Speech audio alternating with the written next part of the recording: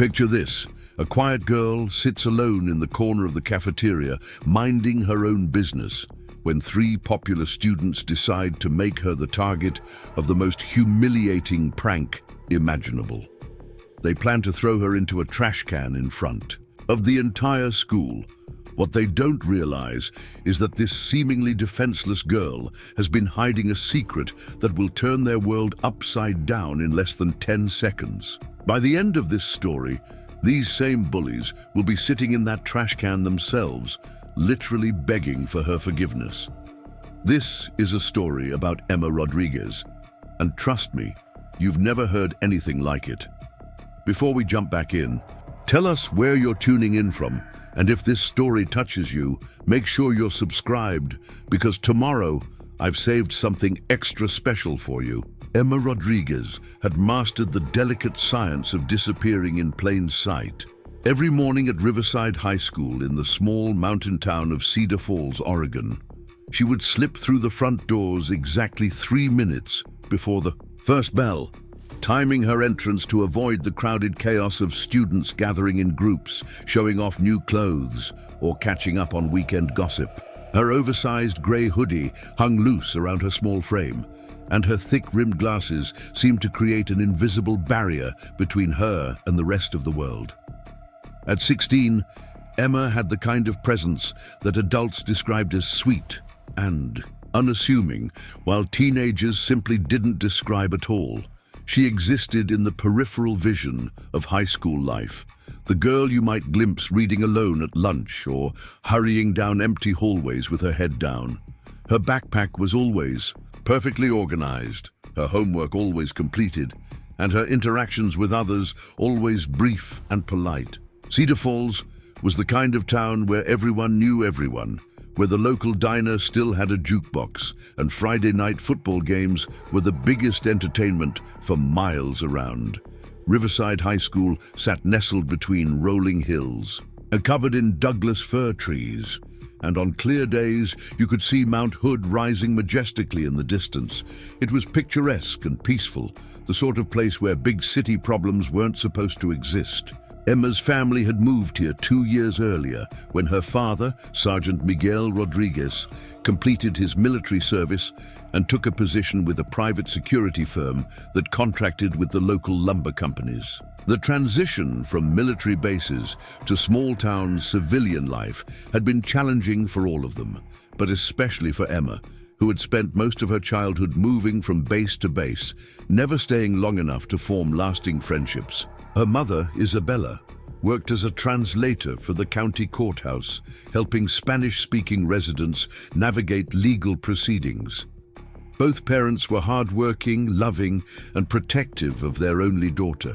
They had noticed Emma's struggle to connect with her peers at Riverside, but like many parents, they hoped time would solve the problem naturally. What made Emma's isolation particularly painful was that it wasn't born from any obvious social deficit. She was intelligent, scoring in the top 10% of her class without apparent effort. She was kind, always willing to help a struggling classmate understand a math problem or find a misplaced assignment. She was even funny, though her dry wit only emerged in one-on-one conversations or when she felt truly comfortable. The problem was that Emma had learned to make herself small. Years of being the new kid had taught her that drawing attention usually led to unwanted scrutiny, questions about why her family moved so much, or worse, becoming a target for students looking to establish their place in the social hierarchy by putting someone else down. So Emma perfected her invisibility. She knew which bathroom stalls were typically empty during lunch period, which routes through the school avoided the areas where popular students congregated, and exactly how to position herself in each classroom to minimize the chances of being called upon unexpectedly. She had mapped out Riverside High like a military strategist, identifying safe zones and potential trouble spots with the precision her father had taught her to apply to any new environment. Her locker was located in a relatively quiet section of the building, positioned between the art room and the chemistry lab where fewer students lingered between classes. She kept it meticulously organized with extra supplies tucked away in case she lost something and couldn't ask to borrow from a classmate. Inside the metal door, she had taped a small photograph that no one else ever saw, a picture of herself with her father taken at her last martial arts tournament, both of them grinning with exhaustion and pride. Emma's daily routine had become a carefully choreographed dance of avoidance. She would arrive at school, go directly to her locker, collect her morning materials, and slip into her first period English class just as Mrs. Henderson was closing the door. During passing periods, she moved quickly but not hurriedly, keeping her eyes focused ahead and her expression neutral. Lunch was always eaten in the library, where she had an understanding with Mrs. Foster, the librarian, who bent the no food rule for the quiet girl who never caused trouble and actually helped reshelve books during her free time. After school, Emma would pack up efficiently and leave through the side exit near the gym, avoiding the main doors where students gathered to make plans or wait for rides. She walked home along a route that took her through the residential neighborhoods, rather than past the popular hangout spots downtown. The 3-mile walk gave her time to decompress from the day and prepare for the evening routine of homework, family dinner, and the few precious hours when she could truly be herself. At home, Emma transformed. Away from the watchful eyes and potential judgment of her peers, she became animated and engaged.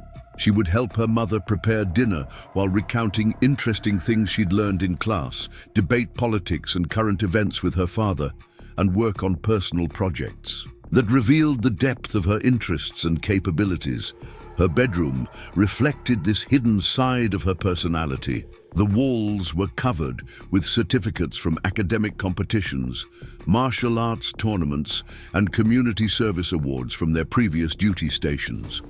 Her bookshelf contained an eclectic mix of classic literature, advanced mathematics, texts, philosophy, and martial arts manuals in both English and Spanish.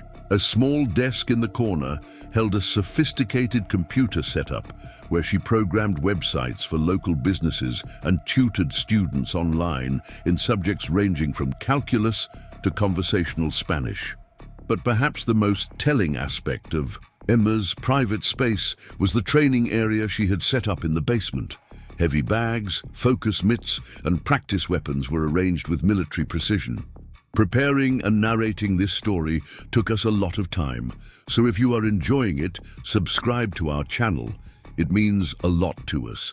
Now back to the story. This was where Emma spent 2 hours every evening, maintaining the skills that had made her a regional champion in Krav Maga, the Israeli self-defense system known for its practical, no-nonsense approach to real-world combat situations. Emma had been training since she was 8 years old, initially as a way to stay active and disciplined during her father's deployments. What started as basic self-defense classes had evolved into serious competitive training as her natural aptitude became apparent. She possessed an unusual combination of speed, spatial awareness, and tactical thinking that her instructor said was rarely seen in someone so young. By age 12, she was competing at the regional level. By 14, she had won her division at the national championships. At 15, she had been invited to train with the junior national team, an opportunity she had to decline when her father left the military and the family settled permanently in Cedar Falls.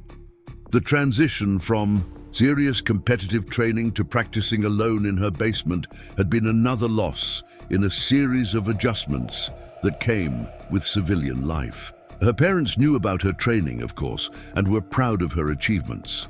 What they didn't fully understand was the internal struggle Emma faced every day at school. They saw her quiet demeanor as maturity and thoughtfulness, not recognizing the careful self-suppression that it actually represented. When they asked about her day, she would share the academic highlights and gloss over the social challenges, not wanting to worry them or prompt another family discussion about whether they had made the right choice in settling down. The truth was that Emma carried herself through each school day with the hypervigilance of someone trained to assess threats and calculate responses. She noticed everything. The way Madison Clark's voice carried across the cafeteria when she wanted to make sure everyone heard her comments.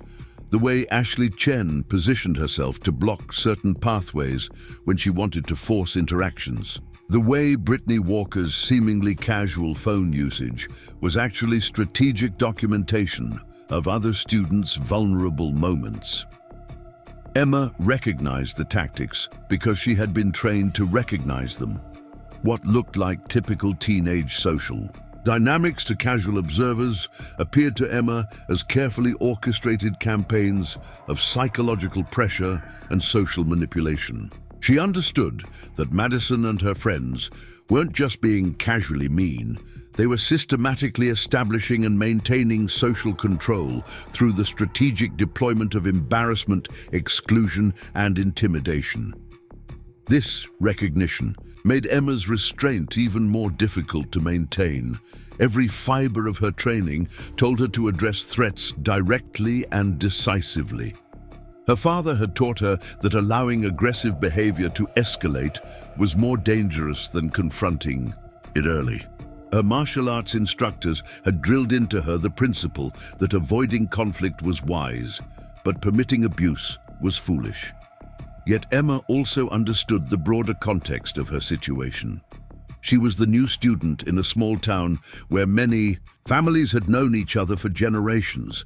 Madison Clark wasn't just a popular student. She was the daughter of Mayor Robert Clark, a man whose family had lived in Cedar Falls for over a century. Ashley Chen's parents owned the largest restaurant in town and were prominent members of the Chamber of Commerce. Brittany Walker's father was the high school football coach, and her mother taught elementary school. These weren't just students acting out. They were the children of the community's establishment, protected by networks of influence and familiarity that Emma's family would never possess. Any conflict with them would quickly become a conflict with the entire social structure of Cedar Falls, something her parents couldn't afford as they worked to build their new life in this town. So Emma endured. She absorbed the casual cruelties, the deliberate slights, and the systematic exclusion with the stoic discipline her father had taught her. She told herself that high school was temporary, that college would offer opportunities to start fresh somewhere else, and that maintaining peace was worth the personal cost. But deep inside, in the part of her that had earned championships and mastered techniques designed to neutralize much larger opponents, Emma Rodriguez was preparing for the day when peaceful endurance would no longer be an option. She didn't know when that day would come or what would trigger it, but her training had taught her to recognize the signs of escalating aggression, and she could feel the situation at Riverside High building towards something that would require her to choose between the promise she had made to avoid conflict and the deeper promise she had made to never allow herself to be truly victimized. That choice was coming sooner than she thought. Madison Clark possessed the kind of confidence that could only come from 17 years of never hearing the word no. Standing at 5 feet 8 inches with perfectly styled blonde hair that caught the light just right and a wardrobe that cost more than most families spent on groceries in a month, Madison commanded attention wherever she went at Riverside High School. She had learned early that beauty combined with social status created a powerful currency in the teenage economy, and she had become expert at spending that currency to get exactly what she wanted. Her father, Mayor Robert Clark, had built his political career on the foundation of being Cedar Falls' golden boy, a former high school quarterback who had parlayed local fame into business success and then into political office. He had raised Madison to understand that image was everything and that maintaining social position required constant vigilance against potential threats. Madison had absorbed these lessons completely, developing an intuitive understanding of social hierarchies and the subtle ways power could be exercised to maintain order. The Clark family lived in a sprawling colonial house on Maple Street, the most prestigious address in Cedar Falls. Their front lawn was always perfectly manicured, their driveway held 2 luxury SUVs, and their annual Christmas light display was featured on the front page of the Cedar Falls Gazette every December. Madison's bedroom was a shrine to her achievements. Cheerleading trophies, student government certificates, and photographs from charity events where she had posed with state senators and visiting dignitaries. Madison's best friends, Ashley Chen and Brittany Walker, understood their roles in the carefully constructed social ecosystem that Madison had created. Ashley, whose family owned the Golden Dragon restaurant that served as Cedar Falls' primary gathering place for business lunches and family celebrations, brought connections to the adult community that proved useful when Madison needed information or wanted to ensure that certain stories reached the right ears. Brittany, whose father coached the varsity football team and whose mother taught 3rd grade at Cedar Falls Elementary, provided insights into the athletic and academic sides of school life that helped Madison stay informed about potential rivals or useful allies. Together, the 3 girls formed what other students privately called the Trinity, a reference both to their inseparability and to the almost religious devotion they inspired in their followers. They moved through Riverside High with the confidence of people who had never doubted their place at the top of the social order, setting trends, making pronouncements about who was acceptable and who wasn't, and maintaining their position through a sophisticated system of rewards and punishments that they administered with ruthless efficiency. For 2 years, Emma Rodriguez had existed completely outside this system. She was neither a threat to be neutralized nor an asset to be cultivated. She was simply irrelevant, a gray figure who occupied space but held no influence and posed no challenge to the established order.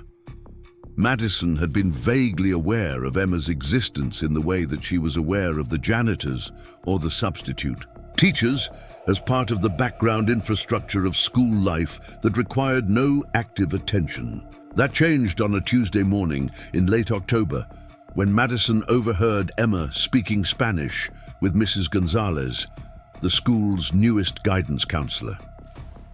Madison had arrived early for a student council meeting and was walking past the main office when she heard the fluid conversation flowing through the partially open door. The language itself didn't bother Madison, but something about Emma's tone did. Speaking in Spanish, Emma sounded confident, articulate, and engaged in a way that she never seemed when using English in the classroom.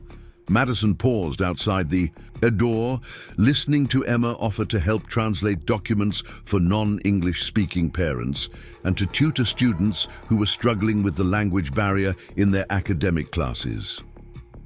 Mrs. Gonzalez was effusive in her gratitude, praising Emma's maturity and community spirit.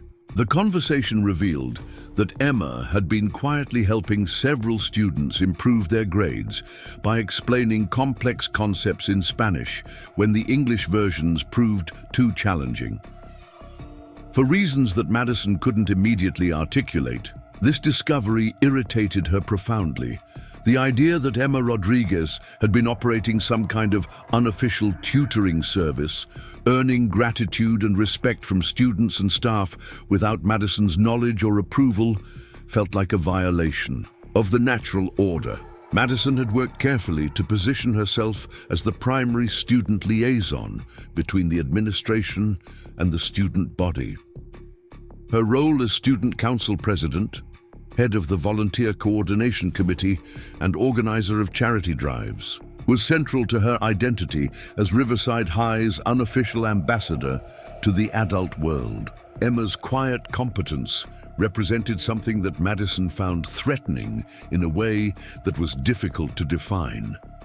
It wasn't that Emma was competing for Madison's position, at least not obviously, but her ability to earn respect and make meaningful Contributions without seeking recognition or approval challenged the fundamental assumption that Madison had built her worldview around, that visibility and influence were synonymous, and that people who mattered made sure that everyone knew they mattered.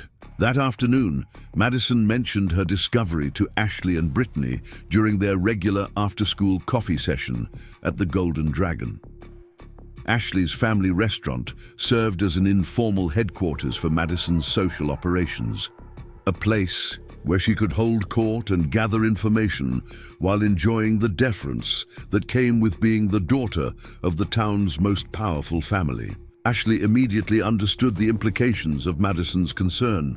Her parents had mentioned Emma's mother several times, praising Isabella Rodriguez's professionalism and noting that the county's Spanish-speaking population had expressed gratitude for having someone who could help them navigate legal procedures with dignity and clarity. Ashley's mother had even suggested that the Rodriguez family represented the kind of hard-working immigrants who made valuable contributions to communities like Cedar Falls. This positive reputation extended to Emma's father, whose security consulting work had earned respect from local business owners who valued his military background and systematic approach to protecting their properties. Miguel Rodriguez had developed relationships with several prominent families in town, not through social connections, but through professional competence and reliability. Brittany added another dimension to the emerging picture. Her father had coached at 3 different high schools during his career and had developed an eye for identifying students who possessed unusual physical capabilities. He had mentioned observing Emma during mandatory PE classes and noting that she moved with a kind of controlled awareness that suggested serious athletic training. When pressed for details, Coach Walker had said that Emma reminded him of wrestlers or martial artists who had learned to mask their abilities in non-competitive settings. The 3 girls spent the next hour dissecting what they knew about Emma Rodriguez and reaching conclusions that satisfied their need to restore the proper order to their understanding of Riverside High's social ecosystem. Emma wasn't just a quiet student who kept to herself. She was someone who had been deliberately concealing her capabilities and connections. Her invisible status wasn't the result of social inadequacy, but of strategic choice, which made her far more dangerous than Madison had initially realized. Madison's response to this revelation was swift and decisive. She couldn't tolerate the existence of someone who operated outside her sphere of influence while potentially wielding significant soft power through family connections and hidden competencies. Emma's very existence as a successful outsider undermined the narrative that Madison had spent years constructing about the necessity of her leadership and the natural hierarchy that placed people like her at the top of the social order. The Geese campaign began subtly, as these things always did. Madison started paying attention to Emma's movements, noting her routines and identifying opportunities for intervention. She discovered that Emma ate lunch in the library, read during free periods instead of socializing, and left school immediately after classes ended. These habits suggested someone who was actively avoiding social interaction, which Madison interpreted as evidence of insecurity that could be exploited. The first direct action was almost casual. Madison began timing her movements through the hallways to coincide with Emma's, creating opportunities for seemingly accidental encounters. A shoulder bump here, a strategic positioning there, small disruptions that were too minor to be reported, but significant enough to create discomfort and uncertainty. Ashley and Brittany supported these efforts with their own subtle campaigns. Ashley would make comments about students who thought they were too good to eat in the cafeteria with everyone else, observations that were never directed at Emma specifically, but were clearly intended for her to overhear. Brittany began documenting Emma's solitary activities with her phone, taking pictures of her reading alone or walking by herself that were shared in group chats with captions designed to reinforce Emma's isolation. The psychological pressure escalated gradually. Madison discovered that Emma kept her locker meticulously organized and began arranging for small disruptions to this order. Books would be rearranged, papers would be shuffled, and personal items would be moved just enough to create confusion without constituting obvious vandalism. These minor violations of Emma's private space were calculated to create a sense of unease and vulnerability without providing clear evidence of harassment. During classes, Madison employed more sophisticated tactics. She would ask questions designed to put Emma on the spot, requesting that she share her opinions about topics that she had never publicly discussed. When Emma's responses revealed her intelligence and thoughtfulness, Madison would follow up with comments that positioned this knowledge as showing off or trying to make other students feel inferior. The campaign against Emma became a project that united Madison's inner circle around a common purpose. They developed code words for different types of interventions, scheduled their activities to maximize psychological impact, and refined their techniques based on Emma's responses. Ashley's restaurant provided a perfect venue for planning sessions, while Brittany's access to athletic spaces through her father created opportunities for harassment during PE classes and after-school activities. What made their campaign particularly insidious was its deniability. Madison had learned from observing her father's political career that the most effective attacks were those that could be dismissed as misunderstandings or oversensitivity on the part of the target. Every incident could be explained away as coincidence. Every comment could be reframed as concern or helpful advice. And every disruption could be attributed to normal teenage behavior. Emma's response to this escalating pressure was exactly what Madison had hoped for: increased withdrawal and visible discomfort. Emma began changing her routes through the school, arriving later and leaving earlier, and showing signs of stress that confirmed Madison's assessment that she was succeeding in destabilizing her target. The more Emma tried to avoid confrontation, the more Madison interpreted this as evidence of weakness and justification for continued pressure. But Madison was making a critical error in her assessment of the situation. Her experience with previous targets had taught her to recognize certain patterns of response to psychological pressure: tears, requests for help from authority figures, attempts to appease the aggressors, or escalating efforts to blend in with acceptable social groups. Emma's withdrawal didn't fit any of these familiar patterns, but Madison misinterpreted this as simply being a more stubborn version of typical victim behavior. What Madison didn't understand was that Emma's withdrawal was tactical rather than emotional. Years of military family life had taught Emma to recognize when she was being targeted and to respond with the kind of strategic thinking that her father had used to assess threats in genuinely dangerous environments. Emma wasn't cowering. She was observing, analyzing, and preparing.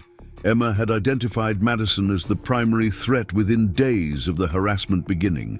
She had catalogued the various tactics being employed against her and had recognized the sophisticated coordination that suggested careful planning rather than spontaneous meanness. Most importantly, she had begun to assess the escalation pattern and to calculate when the situation would move beyond psychological pressure into something that would require a more direct response. Every evening, Emma shared the day's events with her father during their training sessions in the basement. Miguel Rodriguez had taught his daughter to treat every conflict as a learning opportunity, and he helped her analyze Madison's campaign with the same systematic approach that he used to evaluate security threats for his corporate clients. Together, they identified the key players, assessed their motivations, and predicted likely future actions.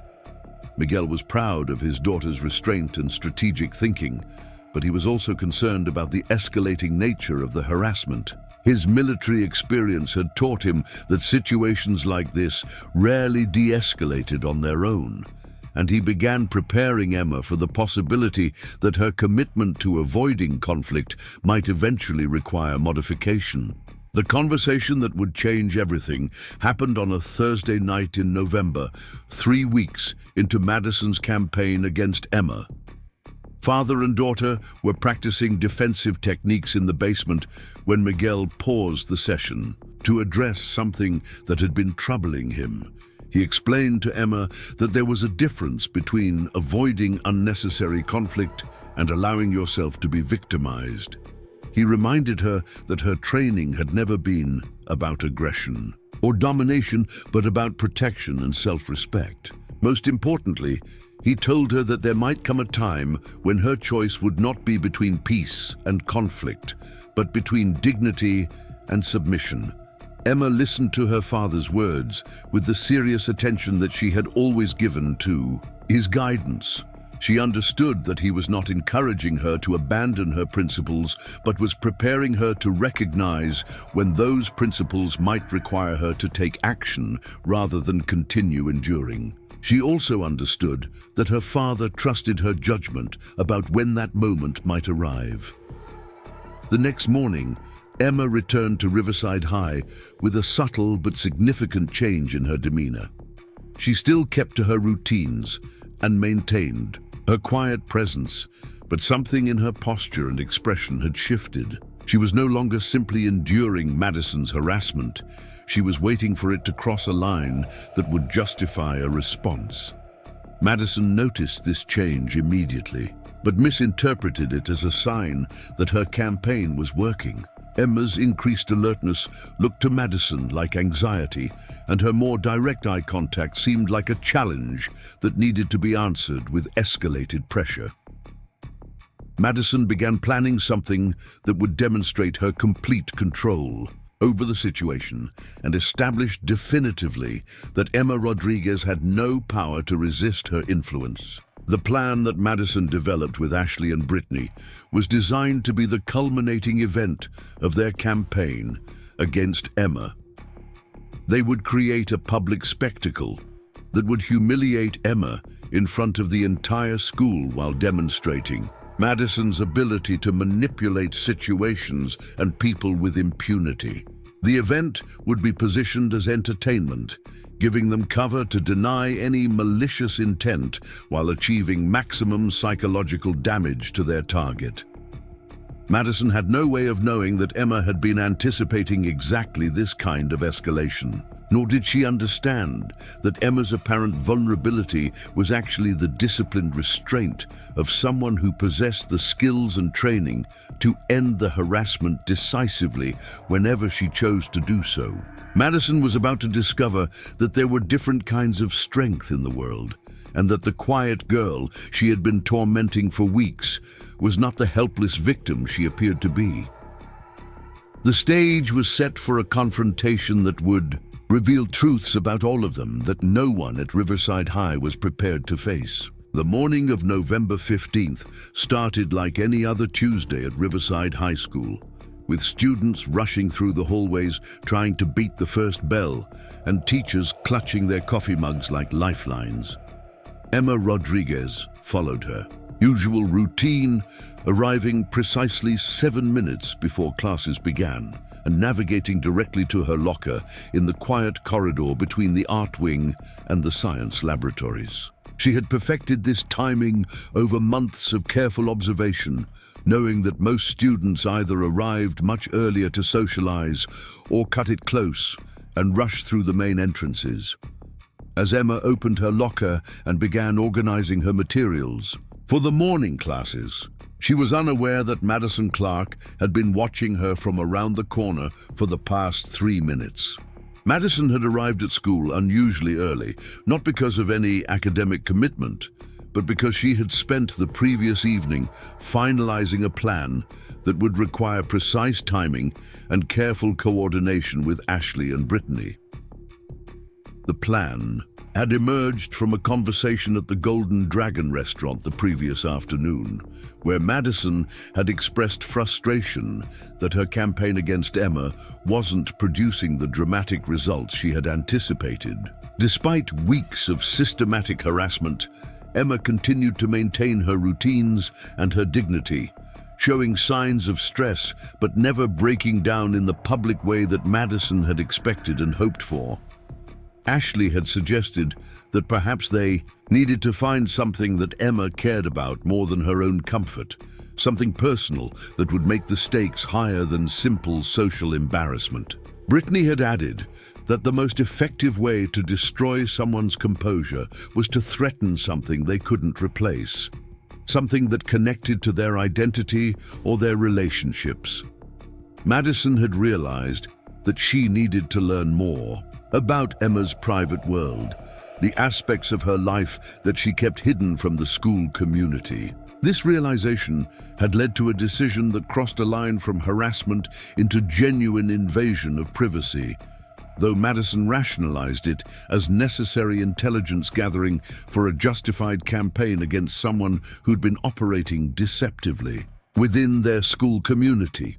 The opportunity had presented itself the previous Friday during Emma's PE class. Madison had volunteered to help Coach Walker organize equipment in the gymnasium storage room, a task that gave her access to the locker room during the period when Emma and her classmates were outside running laps. Madison had used this access to search through Emma's belongings, looking for something that would provide insight into her target's vulnerabilities. What Madison found exceeded her expectations.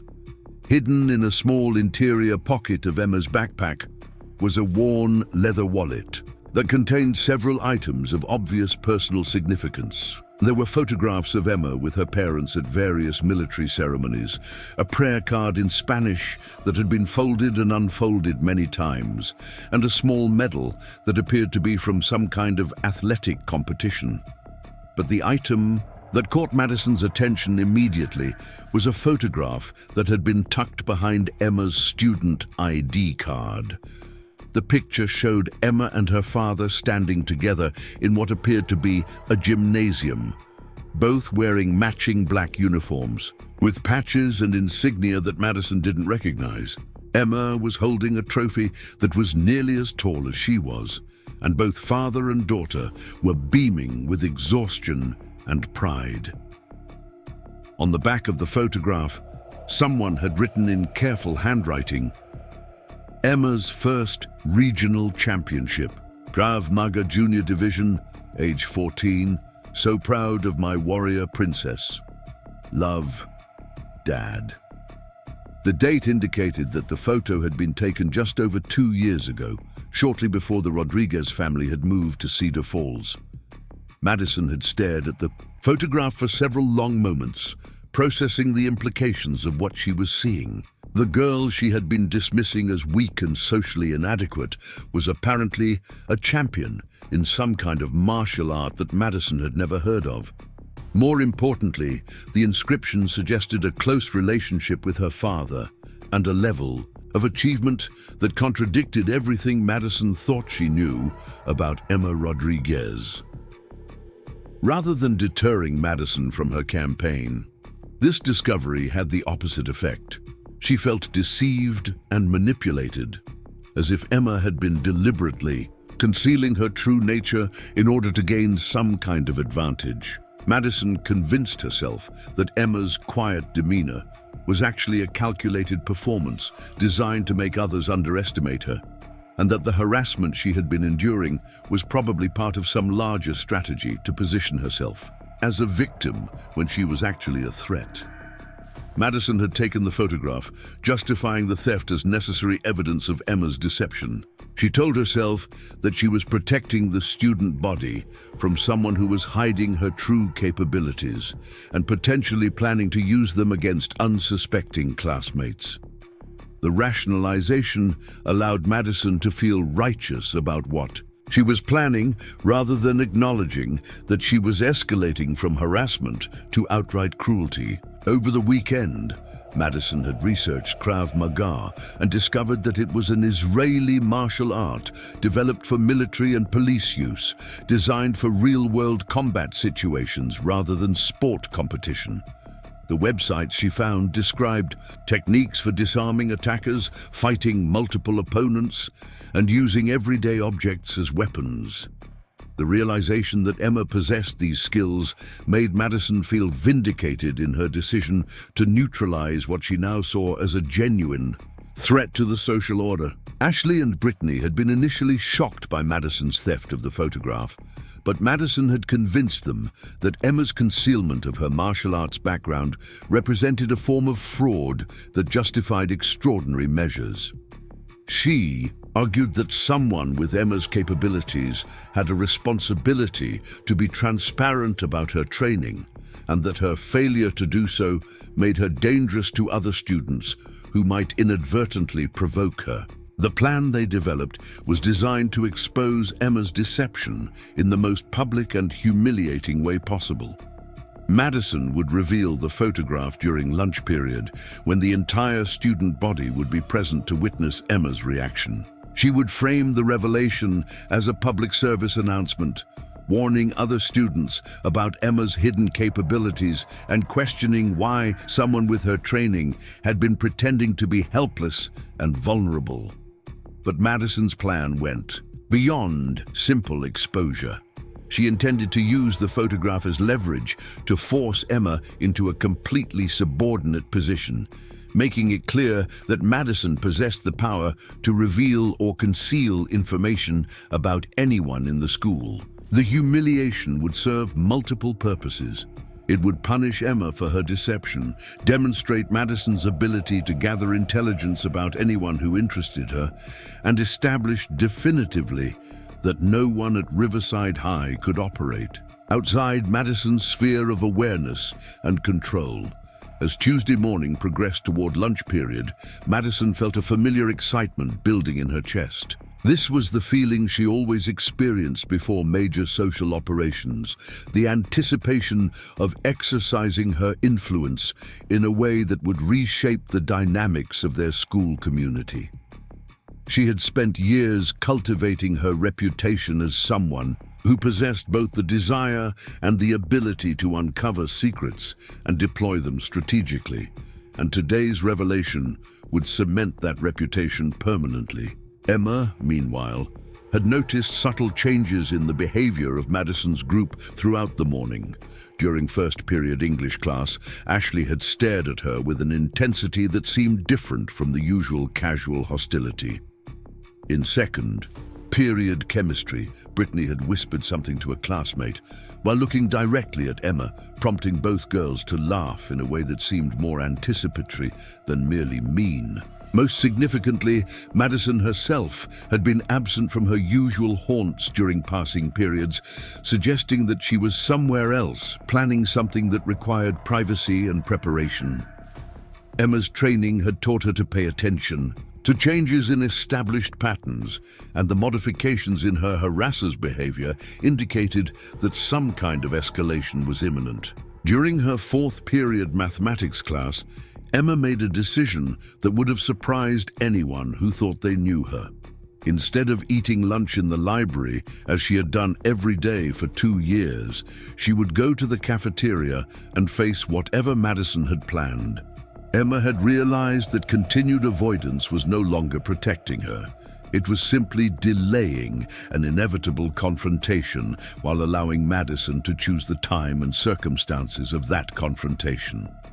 Emma's father had taught her that in conflict situations, the person who controlled the timing and location of engagement held significant tactical advantages. By continuing to hide and react, rather than forcing the issue herself, Emma was allowing Madison to maintain the initiative and plan her attacks with careful deliberation. It was time to change that dynamic, even if it meant facing whatever humiliation Madison had prepared. When the lunch bell rang, Emma walked directly to the cafeteria for the first time in months. The large room was filling with students collecting, their meals, and finding seats with their established social groups. Emma purchased a simple sandwich and a bottle of water, then selected a small table near the windows where she could observe the room while keeping her back to the wall. Her entrance had not gone unnoticed. Students who had never seen Emma in the cafeteria during lunch period were whispering to their friends and pointing in her direction. Madison's network of allies and informants was quickly spreading word that something unusual was happening, that the girl who always ate alone in the library had suddenly changed her pattern in a way that suggested some kind of significant event was about to unfold. Madison herself was standing near the serving area with Ashley and Brittany, holding her phone in a way that suggested she was preparing to record whatever was about to happen. When she spotted Emma at the corner table, Madison's expression shifted from anticipation to something approaching triumph. She had been planning to force a confrontation by visiting Emma's usual hiding place in the library, but Emma's decision to come to the cafeteria had simplified Madison's task considerably. Emma sat quietly at her table, eating her sandwich and watching the social dynamics of the cafeteria play out around her. She observed the way different groups of students had arranged themselves in territories that reflected the school's social hierarchy, with Madison's friends occupying the central area that provided maximum visibility and influence. She noted the way conversations paused and resumed as students tried to determine whether something interesting was about to happen. Most importantly, Emma observed Madison herself, studying her posture and expression for clues about what kind of confrontation was being planned. Madison's body language suggested excitement and confidence rather than anger or frustration, which indicated that she believed she held some kind of advantage that would ensure her victory in whatever was about to unfold. At exactly 12:30, Madison made her move. She climbed onto one of the cafeteria chairs and raised her phone above her head, a gesture that immediately captured the attention of everyone in the room. Conversations stopped mid-sentence as students turned to see what Madison Clark, the undisputed queen of Riverside High's social scene, was about to announce. Madison's voice carried easily across the suddenly quiet cafeteria as she began to speak. She announced that she had discovered something important about one of their fellow students, something that everyone deserved to know for their own safety and protection. She explained that there was someone at Riverside High who had been deceiving them all, pretending to be harmless and vulnerable while actually possessing dangerous capabilities that could threaten other students. Emma felt her stomach tighten as she realized that Madison had somehow discovered information about her martial arts background. The careful secrecy that had protected her for 2 years was about to be stripped away in the most public and humiliating manner possible. But rather than feeling afraid or defeated, Emma found herself experiencing something unexpected: relief. The burden of constantly hiding her true capabilities, of pretending to be someone she wasn't, of enduring harassment that she could have stopped at any time, had been weighing on her more heavily than she had realized. Madison's plan to expose her was actually about to free her from the exhausting performance she had been maintaining since arriving in Cedar Falls. Madison continued her announcement, building drama by describing the dangerous martial art that their fellow student had been trained in, explaining that Krav Maga was designed for military combat and real-world violence rather than sport competition. She painted a picture of Emma as someone who had been deceiving them all, someone who could seriously injure other students while pretending to be a victim of bullying. Then Madison produced the photograph. She held it high above her head so that everyone in the cafeteria could see it, describing the trophy and the uniform and the inscription that proved Emma Rodriguez was not the helpless girl she pretended to be. Madison's voice rose with excitement as she declared that Emma had been laughing at them all, secure in the knowledge that she could defend herself while allowing others to believe she was vulnerable. The cafeteria had become completely silent, except for Madison's voice. 300 students were staring either at Madison holding the photograph or at Emma sitting quietly at her corner table. The moment had arrived that Emma had been unconsciously preparing for since the day she first walked through the doors of Riverside High School. Emma stood up slowly, her chair making a soft scraping sound against the floor that seemed impossibly loud in the silence. She walked toward Madison with measured steps, her posture straight and her expression calm. As she moved through the cafeteria, students instinctively shifted out of her path, creating a clear corridor between her table and the center of the room where Madison stood on her improvised platform. When Emma reached the area directly in front of Madison, she stopped and looked up at the girl who had been tormenting her for weeks. In a voice that was quiet but somehow carried to every corner of the room, Emma said simply, "That photograph belongs to me. I would like it back, please." Madison's response was exactly what Emma had expected. Instead of returning the stolen photograph, Madison held it higher and announced that she thought the picture belonged in a very special place. She made a theatrical gesture toward the large trash receptacle that stood near the cafeteria exit, declaring that Emma's fake trophy and her pretend accomplishments deserved to be thrown away like the garbage they represented. The crowd of students pressed closer, sensing that they were about to witness something unprecedented in the social history of Riverside High School. Cell phones appeared as students prepared to record whatever was about to happen, understanding instinctively that this moment would be discussed and analyzed for years to come. Emma looked at the photograph in Madison's raised hand, thinking about what it represented. It wasn't just a picture, it was proof of the proudest moment of her life, captured forever in the expression of joy and achievement on both her face and her father's. It was evidence of years of dedication and training, of a bond between father and daughter that had been forged through shared commitment to excellence and mutual respect. More than that, the photograph represented everything that Emma had been, forced to hide and deny about herself since arriving in Cedar Falls. It was proof that she was more than the quiet, invisible girl that everyone saw, that she possessed capabilities and achievements that would command respect if people knew about them. Madison's plan to destroy the photograph in front of the entire school wasn't just an attack on Emma's property. It was an attack on her identity, her relationship with her father, and her right to define herself on her own terms. It was the kind of violation that crossed every line Emma had drawn about what she would and would not tolerate in the name of keeping peace. As Madison made her final theatrical gesture, holding the photograph directly over the open trash can, while describing it as worthless garbage that deserved to be thrown away, Emma made a decision that would change everything for everyone in that cafeteria. The quiet girl who had endured weeks of harassment without retaliation was about to remind Madison Clark and everyone else at Riverside High School that there was a difference between choosing not to fight and being unable to fight. And that difference was about to become very clear to everyone present.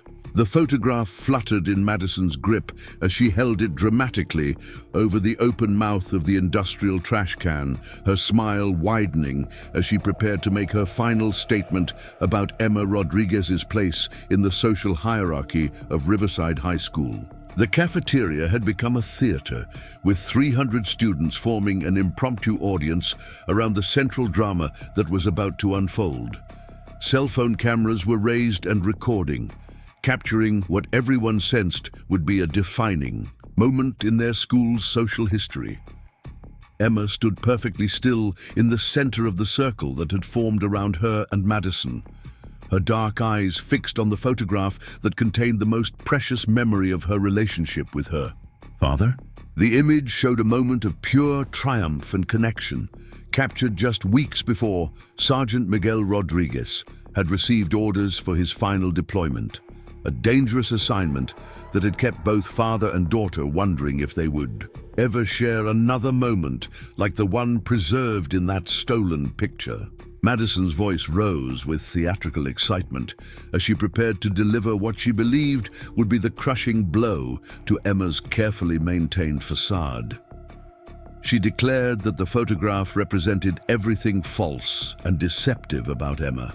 Rodriguez, that the trophy and the uniform and the proud smile were all part of an elaborate lie designed to fool the good people of Cedar Falls into believing that Emma was something more than she really was. As Madison's fingers loosened their grip on the photograph, preparing to let it fall into the garbage below, something fundamental shifted in Emma's posture and expression. The change was subtle but unmistakable to anyone who knew how to read body language. Her shoulders squared slightly, her weight shifted to the balls of her feet, and her breathing became deeper and more controlled. The transformation was so gradual that most observers didn't consciously notice it. But everyone in the cafeteria suddenly felt that the atmosphere had become charged with potential energy. Emma's voice, when she finally spoke, carried a quality that no one at Riverside High had ever heard from her before. It was still quiet, but it possessed an authority and confidence that cut through Madison's theatrical performance like a blade through silk. "Madison," Emma said, using her tormentor's name for the first time in their entire relationship, "I'm going to ask you one more time to return my property. After that, I won't ask again." Madison laughed, a sound that seemed too loud and forced in the suddenly tense atmosphere of the cafeteria. She declared that Emma was in no position to make demands, that the quiet little mouse who had been hiding in corners for 2 years had no power to threaten someone like Madison Clark. She reminded Emma that everyone could see exactly what was happening, that there were witnesses to prove that Emma was the aggressor if she tried to do anything to reclaim her stolen photograph. But as Madison spoke, something in Emma's expression made her falter slightly.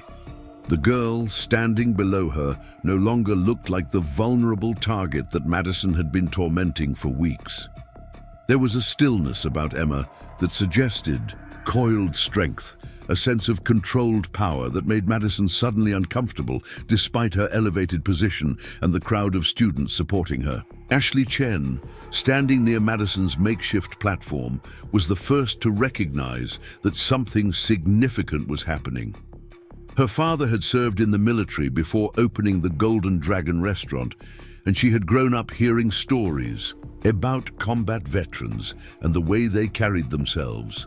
Emma's stance and expression reminded Ashley of those stories, of her father's descriptions of soldiers who could remain calm in dangerous situations because they possessed the skills and confidence to handle whatever might develop.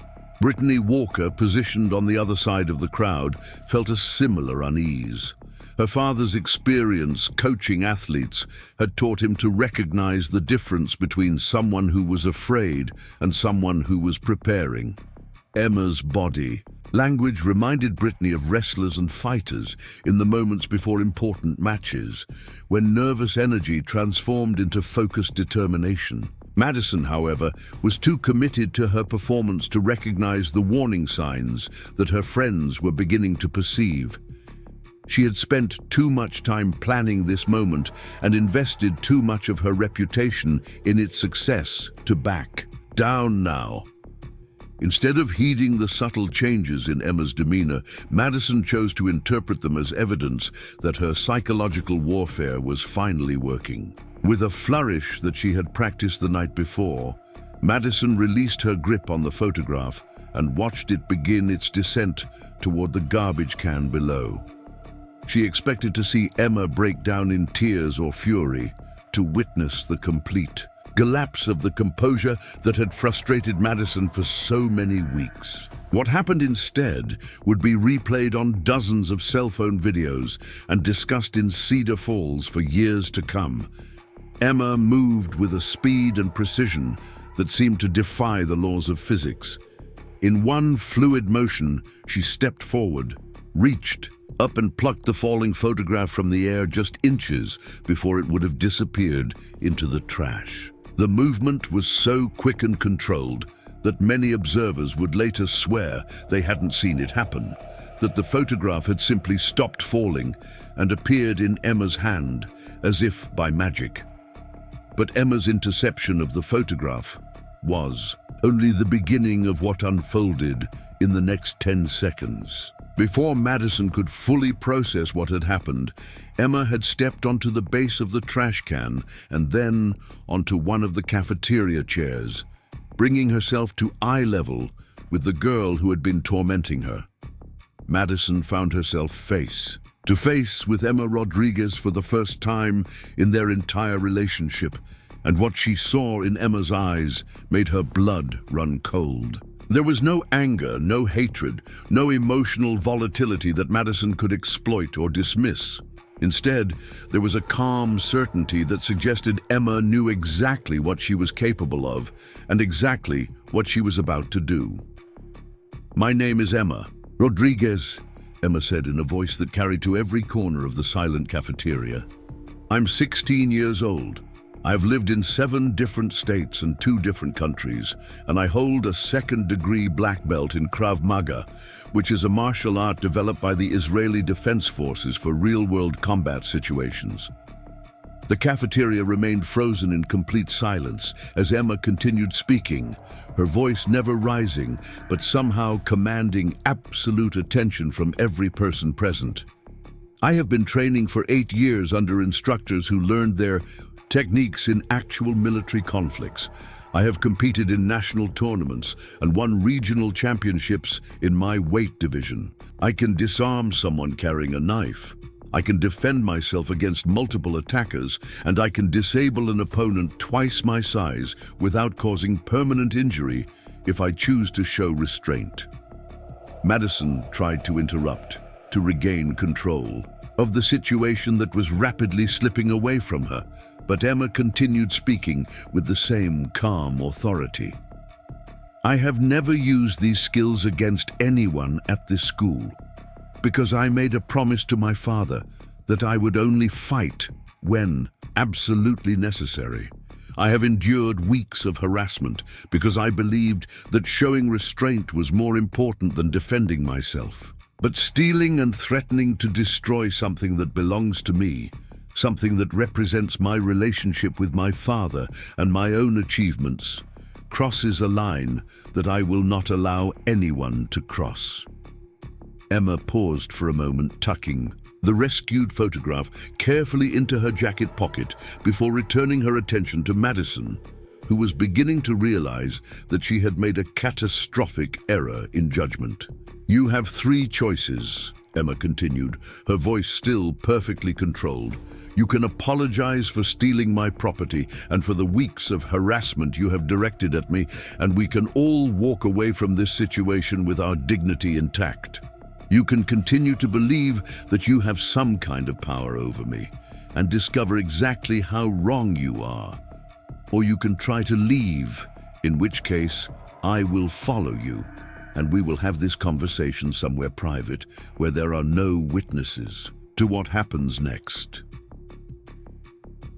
The cafeteria remained silent, except for the sound of 300 students holding their breath, waiting to see how Madison Clark would respond to what amounted to an ultimatum delivered with surgical precision. Madison looked around desperately for support from Ashley and Brittany, but both of her friends had backed away from the immediate area, their expressions showing a mixture of fear and fascination.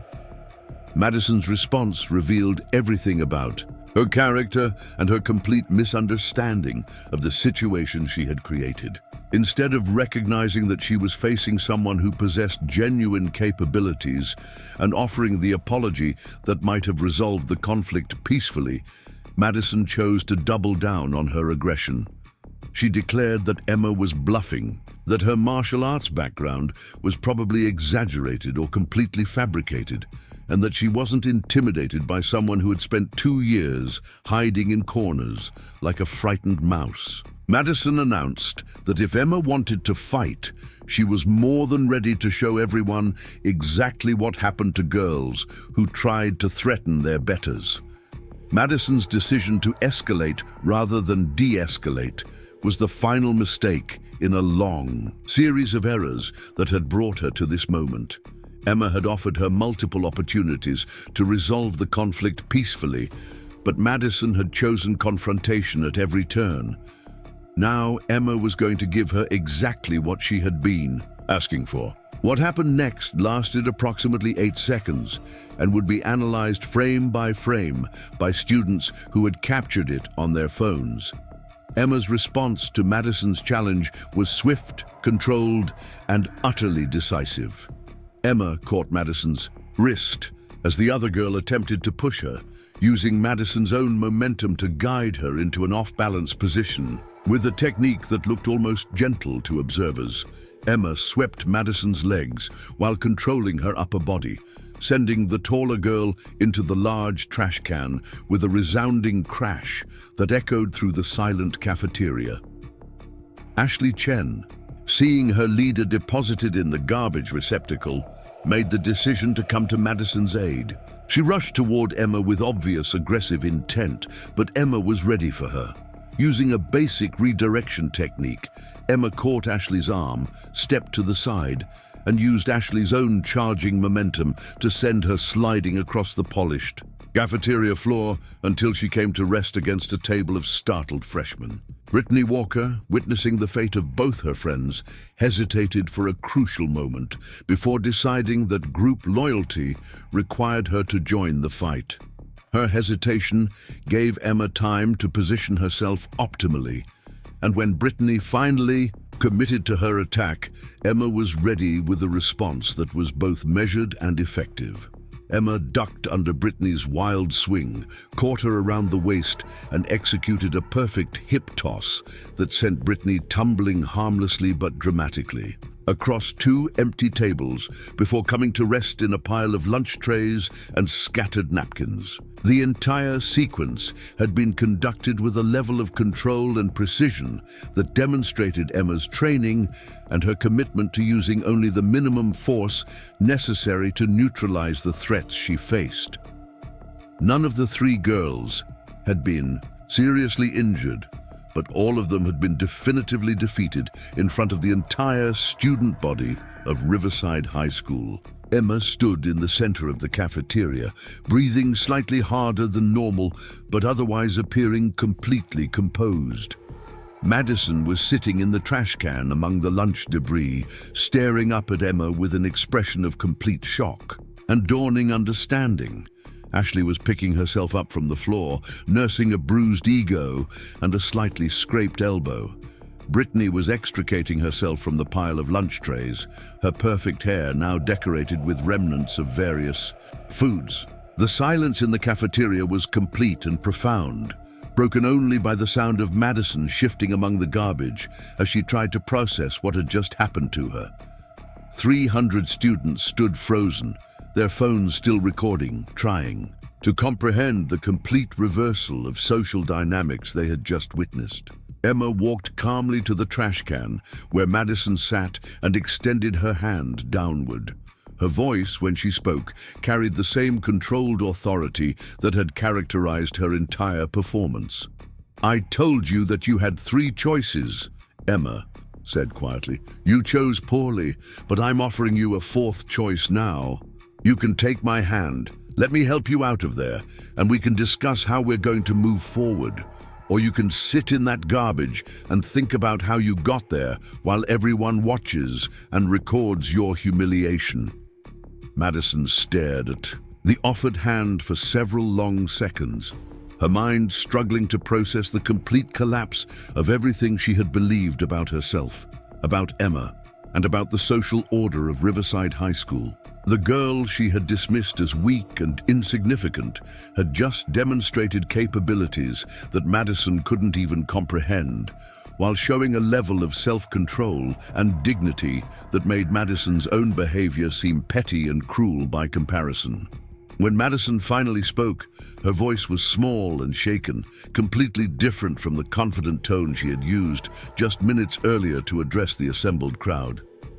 "I'm sorry," she whispered, barely loud enough for Emma to hear. "I'm sorry. I took your picture.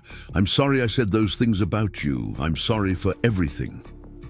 Emma nodded once, her expression softening slightly as she maintained her extended hand. "Apology accepted. Now let's get you out of there."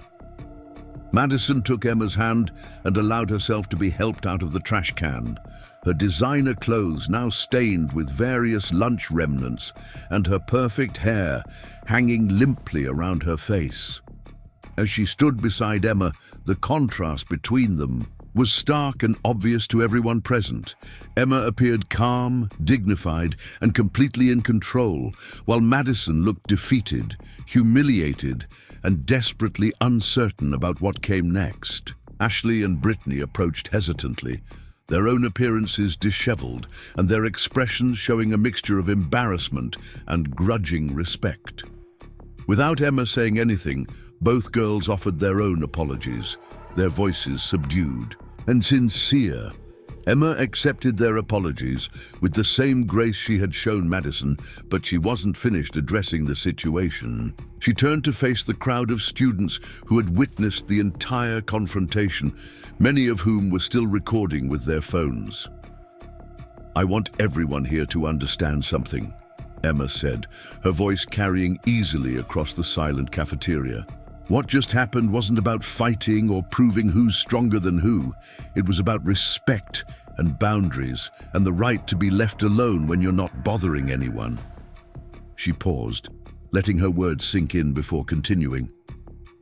"I never wanted to hurt anyone, and I hope I never have to do anything like this again. But I also want everyone to know that there are consequences for treating people badly, and that sometimes the quiet person you're picking on has the ability to defend themselves in ways you might not expect." Emma looked directly at Madison as she delivered her final statement. "I'm not interested in being popular or running this school or taking anyone's place in whatever social system you think is important. I just want to be left alone, to do my work and mind my own business. I think that's a reasonable request, and I hope everyone here agrees." The crowd began to disperse slowly, students talking in hushed, excited voices about what they had just witnessed. Many were already uploading their videos to social media, where the footage would quickly spread beyond the boundaries of Cedar Falls and make Emma Rodriguez famous in ways she had never wanted or anticipated. Madison, Ashley, and Brittany stood together near the scene of their defeat, unsure of how to proceed or what their futures would look like in a social order that had been completely overturned in the space of 10 seconds. Their reign as the undisputed rulers of Riverside High School had ended not with a gradual decline, but with a sudden, decisive, and very public defeat. Emma retrieved her backpack from her table and walked toward the cafeteria exit, ready to resume the normal routine of her school day as if nothing unusual had happened. As she passed the small group of her former tormentors, Madison called out to her one final time. "Emma," Madison said, her voice still shaken but gaining strength. Could you maybe teach me? Some of what you know, I mean. I think I could learn a lot from you." Emma paused at the exit and turned back to look at Madison, considering the request carefully. After a moment, she nodded slightly. "Ask me again in a month," Emma said, "after you've had time to think about why you want to learn and what you plan to do with the knowledge.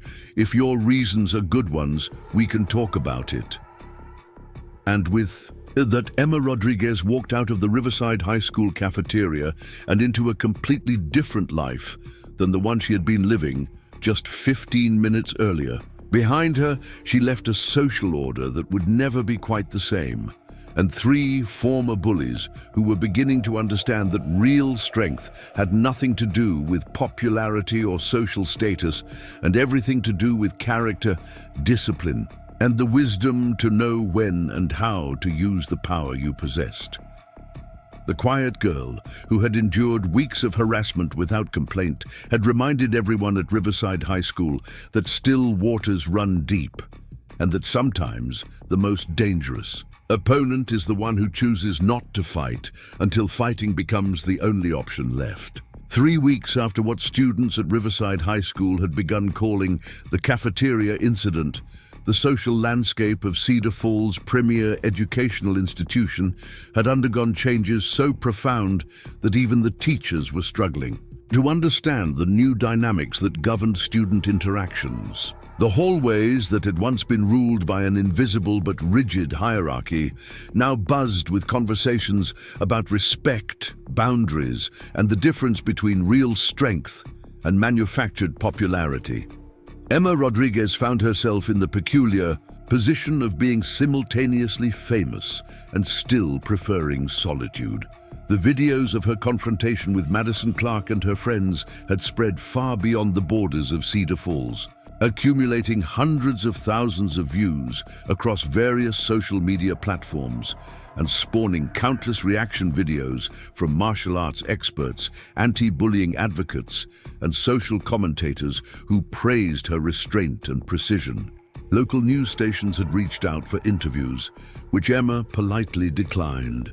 A regional magazine wanted to feature her in an article about teenage athletes overcoming adversity, but Emma felt that accepting would contradict the very principles that had guided her actions in the cafeteria. She had not defended herself to become famous or to gain attention. She had simply reached a point where dignity required action, and she saw no reason to profit from or publicize that moment. The Rodriguez family dinner table had become a place of deeper conversations about conflict, responsibility, and the weight that came with possessing capabilities that others lacked. Miguel Rodriguez had watched the cafeteria videos with a mixture of pride and concern, recognizing the techniques his daughter had employed and noting the remarkable control she had demonstrated under pressure. "You handled yourself well, Mija," he had told her the evening after the incident, "but now you have a different kind of responsibility. People know what you can do, and that knowledge changes how they see you and how they'll interact with you." Emma's mother, Isabella, had expressed similar sentiments while helping her daughter process the aftermath of becoming an overnight sensation within their small community. She worried about the burden that had been placed on Emma's shoulders, the expectation that she would somehow become a leader or spokesperson for students who felt powerless in the face of harassment. "You didn't ask for this attention," Isabella had observed during one of their evening walks around their neighborhood. "But sometimes life gives us roles we didn't choose, and we have to decide how to fill them honorably." Emma had spent considerable time thinking about her parents' words and about the strange position she now occupied at Riverside High. Students who had never spoken to her before now greeted her in the hallways, some with admiration, others with curiosity, and a few with the kind of wariness that came from realizing they had been sharing classes with someone whose capabilities far exceeded anything they had imagined. The changes in Madison, Ashley, and Brittany had been the most dramatic and unexpected. In the days immediately following their public humiliation, all 3 girls had kept low profiles, arriving at school just before classes began and leaving immediately afterward. Their usual table in the cafeteria remained empty as they chose to eat lunch in various unused classrooms or outside when weather permitted. Madison's transformation had been particularly striking. The girl, who had once commanded attention and deference, now moved through the school with a humility that seemed almost foreign to her natural personality. She had cut her hair shorter, begun wearing less makeup, and traded her designer clothes for more modest outfits that didn't scream for attention. More significantly, Madison had begun reaching out to students she had previously ignored or dismissed. She offered sincere apologies to several classmates she had treated poorly over the years, volunteered to help with cleanup after school events, and even joined the peer tutoring program, where she worked with struggling students in subjects where she excelled. Ashley Chen had channeled her newfound perspective into more productive activities at her family's restaurant. She had convinced her parents to start a community service program where the Golden Dragon provided free meals to elderly residents who had difficulty getting out of their homes. She also began organizing study groups for students who couldn't afford private tutoring, using the restaurant's back room as a quiet space for collaborative learning. Brittany Walker had perhaps made the most unexpected change of all. She approached Emma directly 2 weeks after the cafeteria incident, asking if Emma would be willing to help her start a self-defense club for female students. Brittany explained that watching Emma defend herself had made her realize how vulnerable she and many other girls felt in situations where they might need to protect themselves. Emma had been initially skeptical of Brittany's motives, wondering if this was some kind of elaborate attempt to restore her social standing by associating herself with Emma's newfound reputation. But as they talked, Emma recognized genuine sincerity in Brittany's request and an authentic desire to learn skills that might help other students feel more confident and secure. The self-defense club that emerged from that conversation became one of the most popular extracurricular activities in Riverside High's history. Emma found herself in the role of instructor, teaching basic techniques and safety awareness to groups of students who ranged from complete beginners to athletes who wanted to add self-defense skills to their existing training regimens. The club met twice a week in the school gymnasium, with sessions that focused as much on conflict avoidance and de-escalation as on physical techniques. Emma emphasized that the goal was never to seek confrontation, but to be prepared for situations where other options had been exhausted. She taught students to recognize threatening behavior, to project confidence through body language, and to escape from dangerous situations whenever possible. Principal Walsh, initially concerned about liability issues and the potential for students to misuse their training, had become one of the club's strongest supporters after observing several sessions and noting the positive changes in the participants. Students who had joined the club reported feeling more confident in their daily lives, not because they expected to fight, but because they knew they could handle themselves if fighting became unavoidable. The club also attracted attention from parents and community members who appreciated Emma's emphasis on responsibility and restraint. Several local business owners offered to sponsor equipment purchases, and the Cedar Falls Police Department sent officers to speak about legal aspects of self-defense and the importance of using minimal necessary force in threatening situations. Emma's relationship with her former tormentors evolved gradually from wary tolerance to something approaching friendship. Madison had proven her sincerity through consistent actions rather than grand gestures, demonstrating that her apology had been genuine and her commitment to change was real. She began helping with the self-defense club by handling administrative tasks and recruitment, freeing Emma to focus on instruction.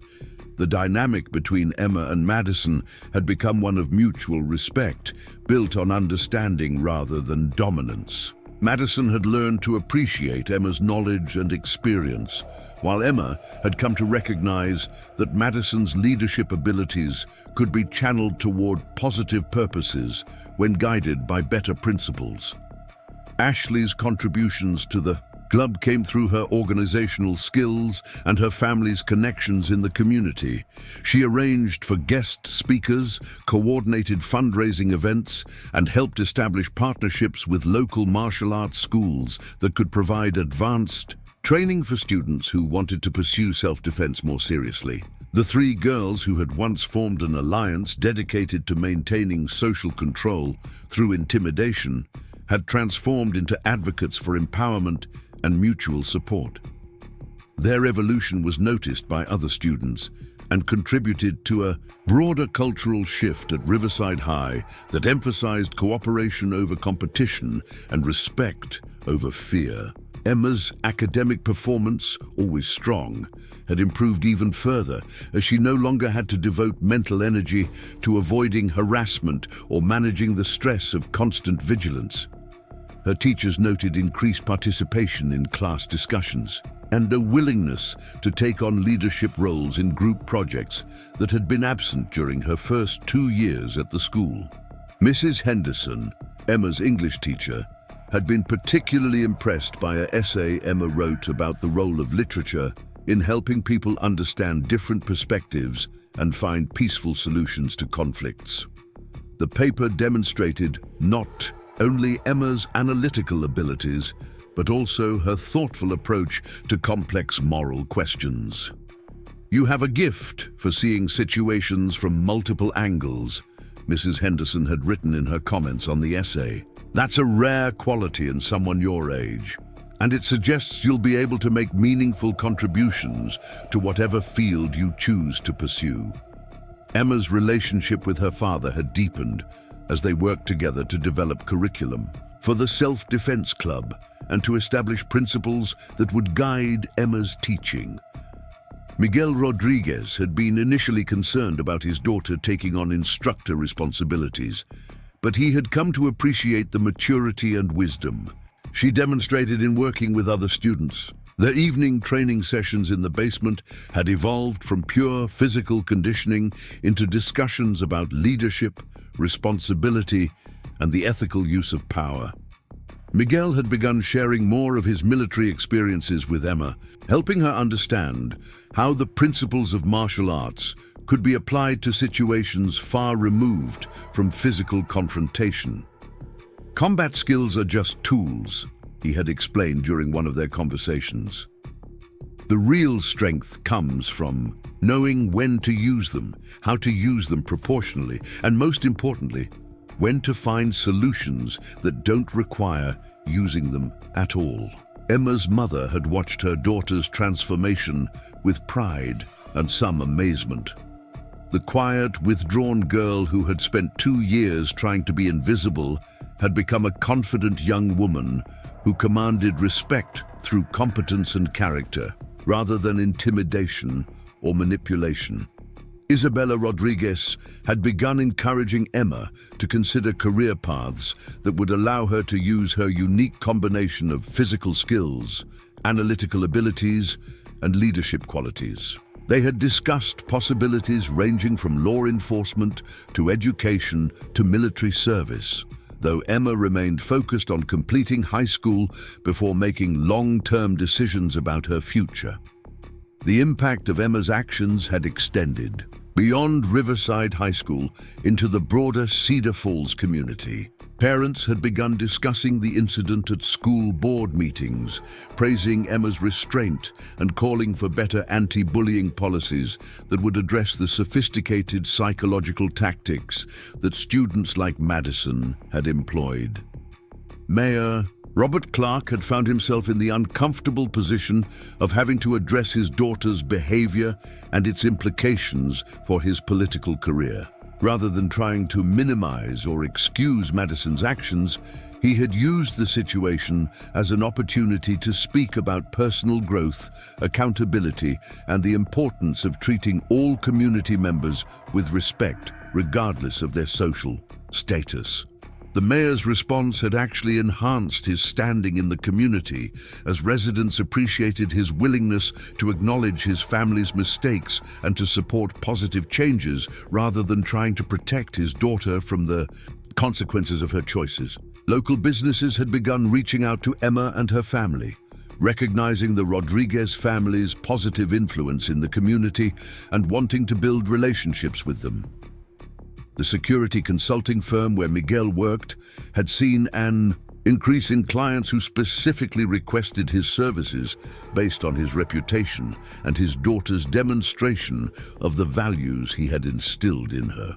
The Golden Dragon restaurant had become an unofficial community center where students from the self-defense club would gather to study and socialize, with Ashley's parents providing space and encouraging the kind of positive interactions that built lasting friendships rather than superficial alliances based on social status. Emma's influence had also reached students at other schools in the region, as word of her story spread through social media and local news coverage.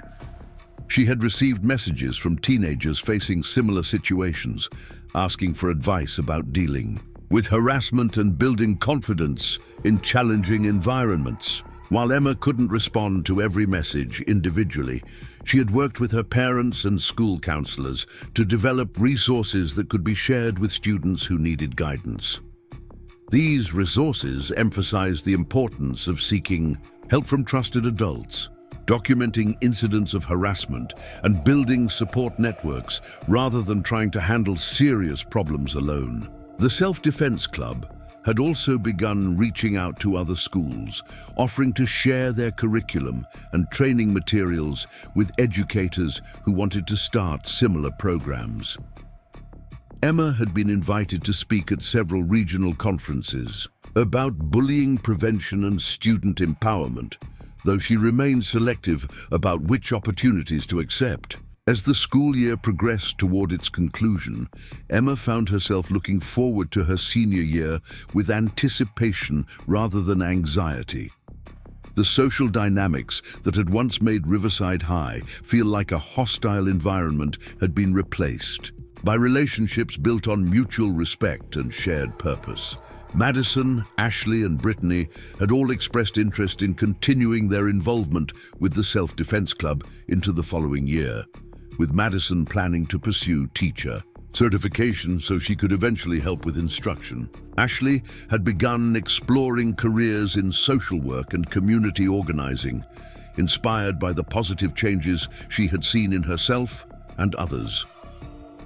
Brittany had decided to pursue athletic training and sports medicine, motivated by her work with the Self-Defense Club and her growing understanding of the connection between physical confidence and overall well-being.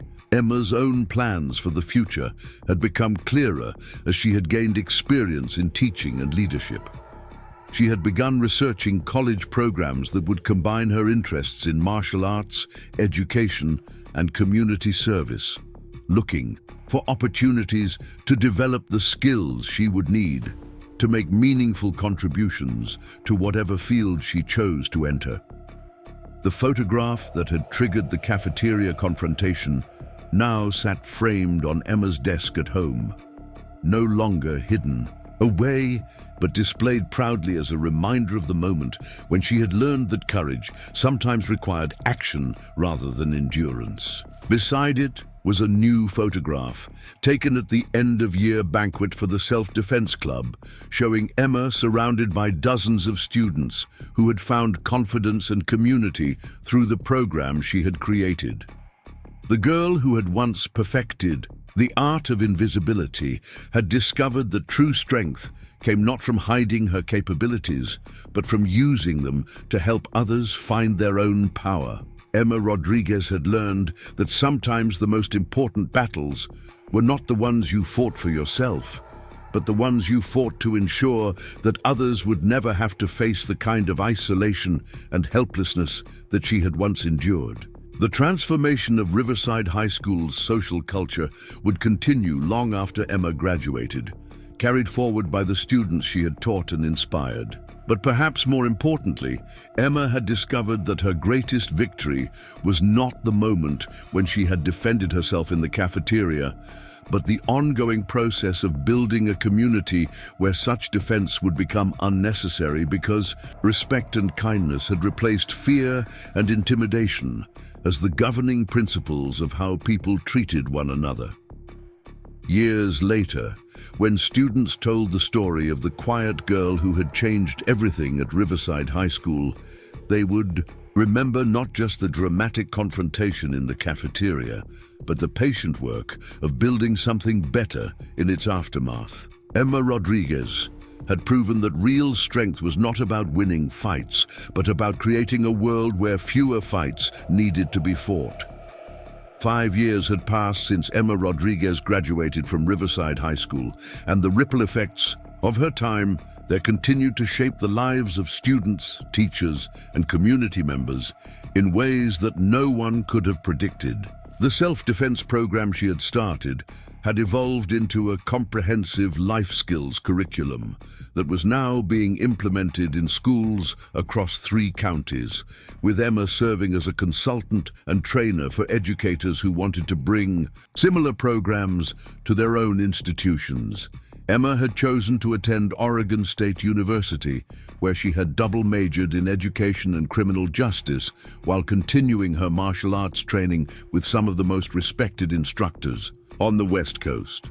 Her college years had been marked by academic excellence and leadership roles that built upon the foundation she had established during her final years at Riverside High. She had served as president of the university's martial arts club, volunteered with local youth programs, and conducted research on the relationship between physical confidence and academic performance. The research project that Emma had undertaken during her senior year at Oregon State had attracted attention from education policy experts and law enforcement professionals who were interested in developing new approaches to violence prevention and community safety. Her thesis, titled Empowerment Through Education: The Role of Physical Confidence in Reducing School Violence, had been published in a peer-reviewed journal and was being cited by researchers across the country. Emma's work had caught the attention of Dr. Sarah Martinez, a prominent criminologist who was developing a new program for the Department of Justice focused on community-based violence prevention. Dr. Martinez had offered Emma a position as a program coordinator, a role that would allow her to travel to communities across the nation and help implement evidence-based strategies for reducing conflict and building safer schools. The position would take Emma far from Cedar Falls, but she had maintained strong connections to her hometown and to Riverside High School. She returned several times each year to check on the self-defense program and to speak with new groups of students who were facing challenges similar to those she had once encountered. These visits had become annual events that students looked forward to, and Emma's talks consistently drew capacity crowds in the school auditorium. Madison Clark had pursued a very different path than anyone might have predicted based on her behavior during high school. After graduating with honors from Riverside High, she had attended Portland State University, where she had studied social work and psychology. Her transformation from a privileged teenager who had used her status to hurt others into a dedicated advocate for marginalized communities had been profound and sustained. Madison's work as a social worker had focused primarily on helping teenagers who were aging out of the foster care system, providing them with the life skills and emotional support they needed to transition successfully into independent adulthood. Her colleagues often remarked on her unusual ability to connect with young people who had experienced trauma and rejection, though few of them knew about the personal journey that had shaped her understanding of pain and redemption. The relationship between Emma and Madison had evolved into a genuine friendship built on mutual respect and shared commitment to helping others. They maintained regular contact through email and occasional phone calls, often discussing cases or situations where Madison's social work intersected with Emma's violence prevention efforts. Madison had become one of Emma's most trusted advisors, providing insights into the psychological and social factors that contributed to bullying behavior. Madison had also married her college boyfriend, David Chen, who happened to be Ashley's older brother. The wedding had taken place in Cedar Falls, with Emma serving as one of Madison's bridesmaids in a ceremony that would have been unimaginable during their high school years.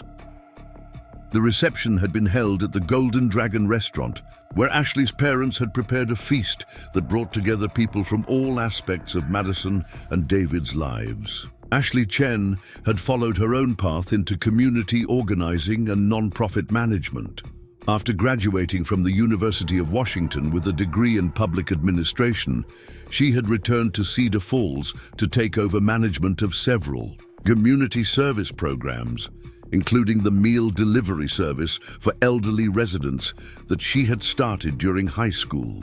Her work had expanded to include job training programs for recent immigrants, financial literacy classes for low-income families, and educational support services for non-English speaking students. The Golden Dragon restaurant had become the unofficial headquarters for Ashley's community organizing efforts, with the back room serving as a meeting space for various civic groups and volunteer organizations. Ashley's parents had been initially concerned about the impact of these activities on their business, but they had discovered that the restaurant's reputation as a community gathering place had actually increased their customer base and strengthened their relationships with longtime patrons. Ashley had also become involved in local politics, serving on the city council and advocating for policies that supported immigrant families and small businesses. Her experience with the self-defense program and her friendship with Emma had informed her approach to governance, emphasizing collaboration and empowerment rather than top-down control and mandate-driven solutions. Brittany Walker had pursued a career in athletic training and sports medicine, just as she had planned during her senior year at Riverside High.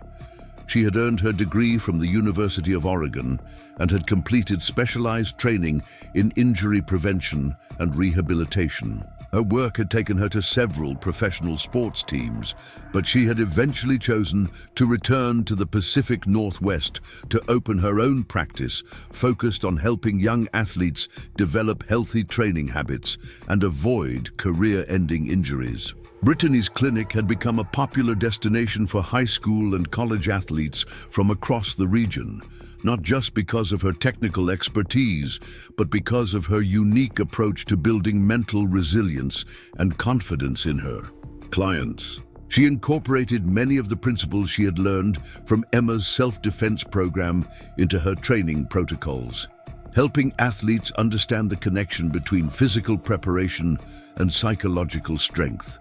The three women had maintained their friendship throughout the years since graduation, meeting annually for a weekend reunion that rotated between their various cities. These gatherings had become opportunities not just to catch up on personal news, but to share ideas and strategies for their professional work. They often joked that they had become a consulting team specializing in different aspects of human development and community building. Their shared history at Riverside High School had given them a unique perspective on the factors that contributed to conflict and the interventions that could promote positive change. They had all learned in different ways that sustainable transformation required addressing underlying causes rather than simply responding to symptoms, and that building strength in individuals and communities was more effective than trying to control or suppress problematic behavior. The impact of their collective work had extended far beyond their individual careers. The model they had developed at Riverside High School had been adapted and implemented in dozens of other educational institutions with consistently positive results. Schools that had introduced comprehensive empowerment programs based on Emma's original self-defense curriculum had reported significant decreases in disciplinary incidents, improvements in academic performance, and increases in student satisfaction and engagement. Dr. Jennifer Walsh, who had served as principal of Riverside High School during Emma's time there, had become a nationally recognized expert on school climate and culture change. She had written extensively about the transformation that had occurred at her school, crediting Emma's leadership and the broader community response as catalysts for systemic improvements that had benefited every student. Dr. Walsh's book, From Conflict to Community: How One Student Changed Everything, had become required reading in education graduate programs across the country. The book told the story of Emma's impact on Riverside High School, while also providing practical guidance for educators who wanted to create similar transformations in their own institutions. The book had also brought national attention to Cedar Falls had resulted in visits from education researchers, policymakers, and journalists who wanted to understand how a small Oregon town had become a model for effective community-based approaches to youth development. These visits had led to additional resources and opportunities for local organizations, creating a positive feedback loop that had strengthened the entire community. Miguel and Isabella Rodriguez had watched their daughter's journey with pride and amazement, though they were not entirely surprised by the impact she had made. They had always known that Emma possessed exceptional qualities, but they had been impressed by her ability to use those qualities in service of others rather than for personal advancement or recognition. Miguel had retired from his security consulting business and had begun working part-time as an instructor for the Regional Police Academy, teaching courses on conflict de-escalation and community policing.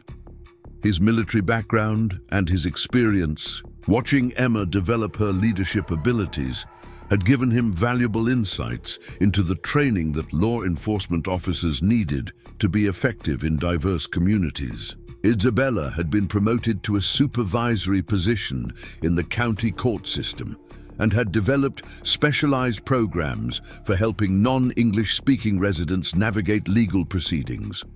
Her work had been recognized by state officials and had led to her appointment to a committee developing statewide standards for language access in government services. Both parents had become active speakers and advocates for the programs their daughter had inspired, traveling to conferences and community meetings to share their perspective on the importance of supporting young people who showed leadership potential. They often spoke about the balance between encouraging their daughter's capabilities and ensuring that she understood the responsibilities that came with those capabilities. The Rodriguez family home had become a place where young people from across the region would come to seek advice and mentorship. Emma's bedroom had been converted into a resource center filled with books, training materials, and equipment that visitors could use to learn about self-defense, conflict resolution, and leadership development. The basement training area had been expanded and upgraded to accommodate group sessions and specialized training programs. Robert Clark, who had served as mayor of Cedar Falls during Emma's high school years, had been re-elected multiple times based in large part on his support for the community programs that had emerged from his daughter's transformation. His political career had been enhanced rather than damaged by his willingness to acknowledge his family's mistakes and to champion positive change in response to those mistakes. Mayor Clark had become a vocal advocate for restorative justice approaches to addressing conflict and crime, arguing that communities were stronger when they focused on healing and growth rather than punishment and exclusion.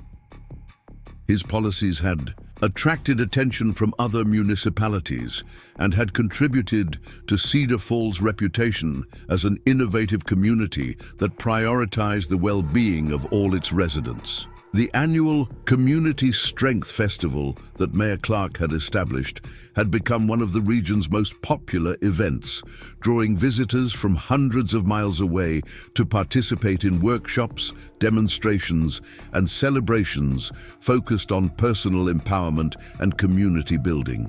Emma was always the keynote speaker at these festivals, though she shared the stage with many other community members who had contributed to the positive changes that had occurred over the years.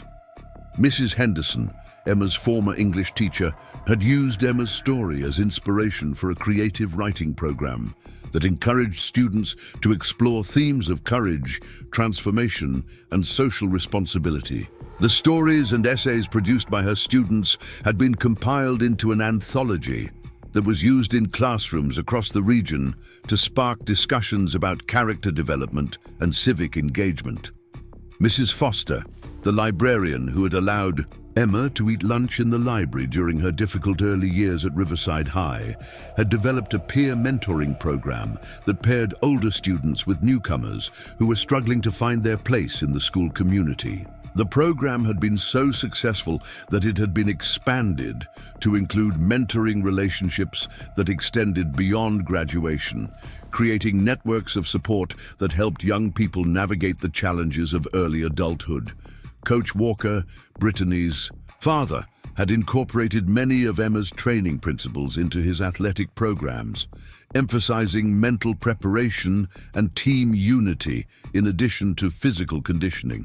His teams had achieved unprecedented success in regional competitions, but more importantly, his former players consistently reported that their athletic experience had prepared them for success in college and careers. The transformation of Riverside High School had become a case study that was taught in education, psychology, and sociology programs at universities across the country. Researchers had identified multiple factors that had contributed to the sustainable change that had occurred, but they consistently highlighted Emma's initial actions as the catalyst that had made everything else possible. The academic literature on the Riverside model emphasized the importance of authentic leadership from young people themselves, the need for adult support that empowered rather than controlled, and the value of addressing both individual development and systemic change simultaneously. The model had been adapted for use in diverse communities and had produced positive results in urban, suburban, and rural settings.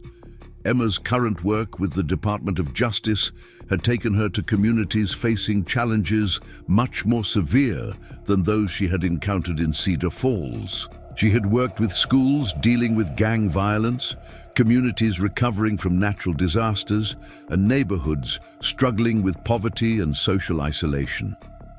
In each case, she had applied the lessons she had learned during her own transformation and had helped local leaders develop strategies that built on their existing strengths rather than imposing external solutions. The success of these interventions had led to Emma being invited to speak at international conferences on violence prevention and community development. She had traveled to countries across Europe, Asia, and Latin America to share her insights and to learn from communities that had developed their own innovative approaches to building peace and promoting well-being. These international experiences had deepened Emma's understanding of the universal human needs that underlay all successful community development efforts: the need for dignity and respect, the desire for meaningful connection with others, and the aspiration to contribute something positive to the world. She had learned that while these specific challenges and resources varied dramatically between different communities, the fundamental principles of empowerment and mutual support remained constant. Emma's work had also led to her being recruited by several universities that wanted to establish research centers focused on community-based violence prevention. She had ultimately accepted a position as an assistant professor at Portland State University, where she would teach courses on conflict resolution and community organizing while continuing her research and consulting work. The position would allow Emma to remain connected to the Pacific Northwest while taking on new challenges that would expand her impact beyond the direct service work she had been doing. She was particularly excited about the opportunity to mentor graduate students who shared her passion for creating positive change in communities across the country and around the world. As Emma prepared for this new chapter in her career, she often reflected on the journey that had brought her from the quiet, withdrawn teenager eating lunch alone in the Riverside High School library to a nationally recognized expert on violence prevention and community empowerment. The path had not always been easy, and there had been moments of doubt and difficulty that had tested her commitment to the principles her parents had taught her.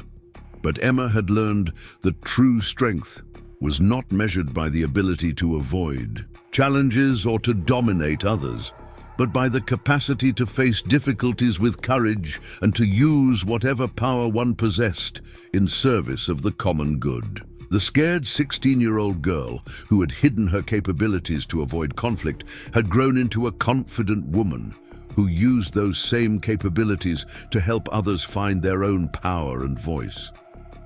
The photograph that had started it all still sat on Emma's desk, now joined by dozens of other pictures that documented the relationships and achievements that had grown from that moment of decision in the Riverside High School cafeteria.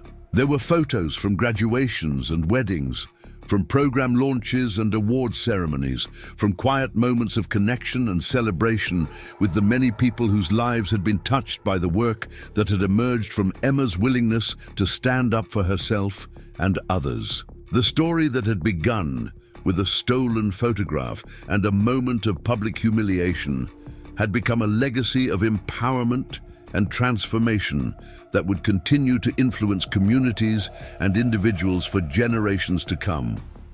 Emma Rodriguez had discovered that the most important fights were not those fought for personal victory, but those fought to ensure that others would have the opportunity to discover their own strength and to contribute their own gifts to the world. Up next, you've got two more standout stories right on your screen. If this one hit the mark, you won't want to pass these up. Just click and check them out.